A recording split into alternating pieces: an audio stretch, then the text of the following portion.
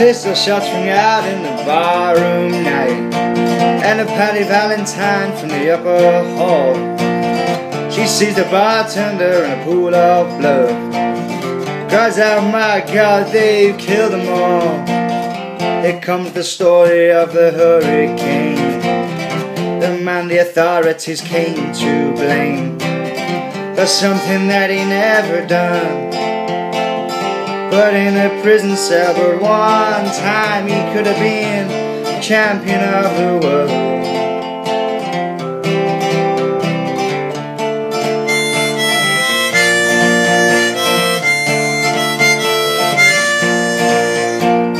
Three bodies lying dead as Patty see.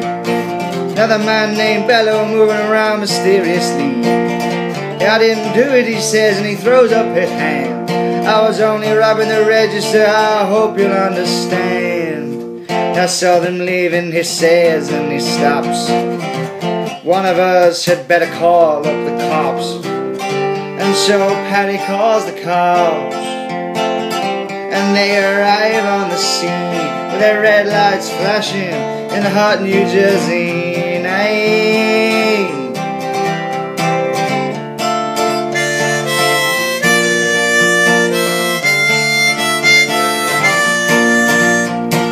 Meanwhile, far away in another part of town, Rubin Carter and a couple of friends are driving around.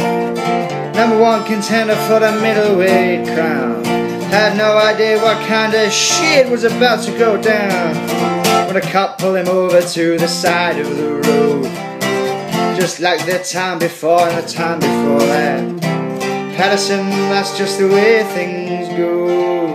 If you're black, you might as well not show up on the street unless you want to draw the heat.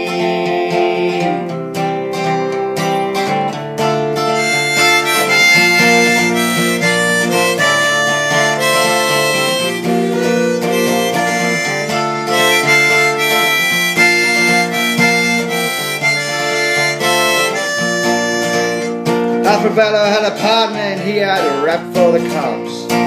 Him and Arthur Dexter Bradley were just out prowling around. He said, "I saw two men running out, they looked like middleweights.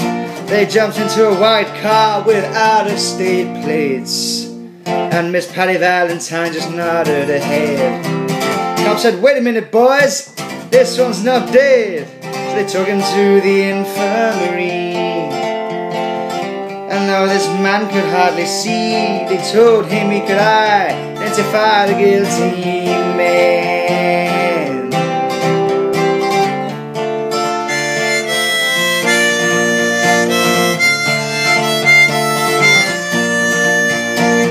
Four in the morning and they haul Rubin in, take him to the hospital and they bring him upstairs.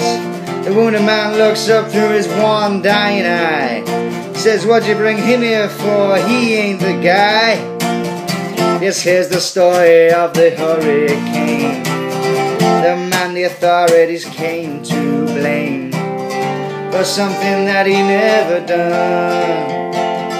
But in a prison cell, but one time he could have been the champion of the world.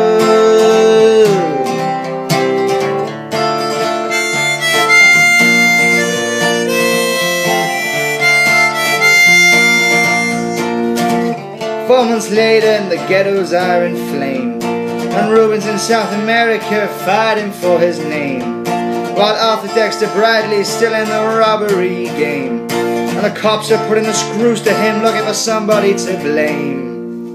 Remember that murder that happened in a bar?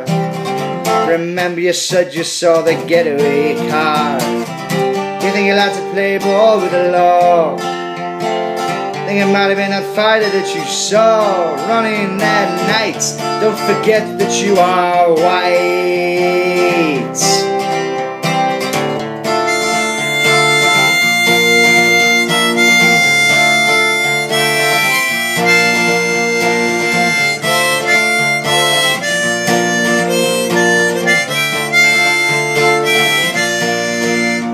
Arthur Dexter Bradley said, "I'm really not sure."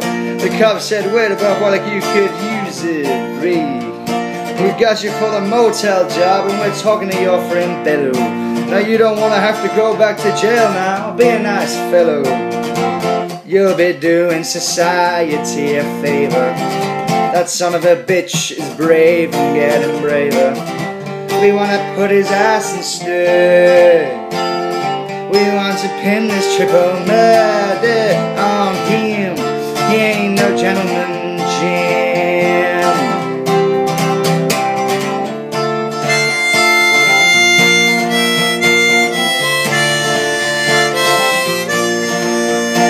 Rubin could take a man out with just one punch, but he never did like to talk about it all that much.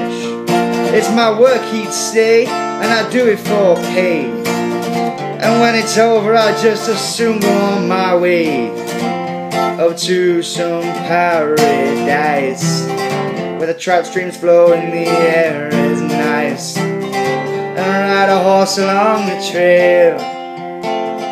But then they took him to the jailhouse where they tried to turn a man into a mouse.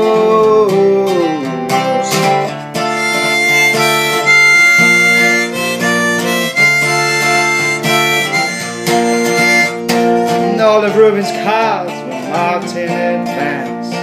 The trial was a pig circus, he never had a chance. The judge made Rubin's witnesses drunkards from the slums.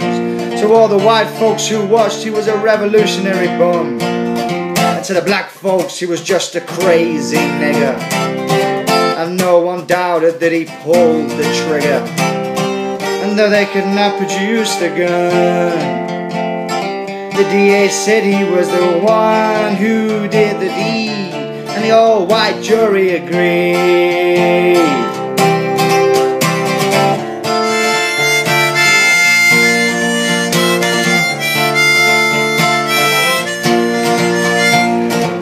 Rubin Carter was falsely tried. The crime was murder one, and guess who testified? Bello and Bradley, and they both badly lied. The newspapers, they all went along for the ride. How can the life of such a man be in the palm of some fool's hand? To see him obviously framed couldn't help but make me feel ashamed to live in a land where justice is a game.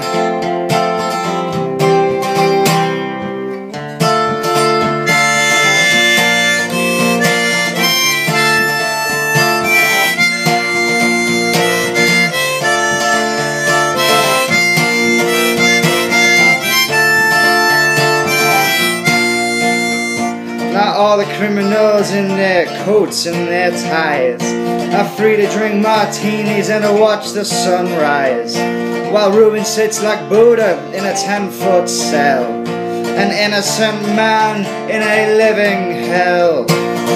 Yes, that's the story of the hurricane, but they won't be over till they clear his name and give him back the time he's done. Put in a prison cell, but one time he could have been the champion of the world.